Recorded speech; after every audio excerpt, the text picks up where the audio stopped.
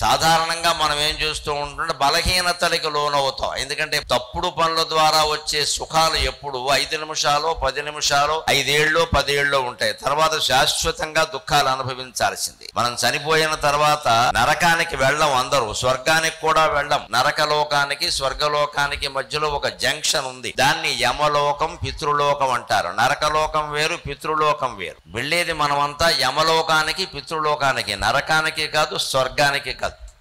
ఆ పితృలోకానికి వెళ్ళాక దిక్పాలకుల పేర్లో చెప్పుకున్నట్టుగా పరేతరాట్ అంటే ఆ పితృలోకానికి అధిపతి యముడు. ఆయన నరకలోకానికి అధిపతి కాదు, పితృలోకానికి అధిపతి. అంటే జంక్షన్కి అధిపతి. ఆ యముడు దగ్గరికి వెళతాం. యమహ అనే శబ్దానికి నియమించేవాడు అని అర్థం. అంటే మనం నరకానికి వెళ్ళాలో స్వర్గానికి వెళ్ళాలో ఆయన చెప్తాడు, అక్కడి నుంచి పట్టులు తీసుకెడతా. అంచేత పితృలోకానికి వెళ్లకుండా ఎవరు నరకానికి కానీ స్వర్గానికి కానీ వెళ్ళలేరు.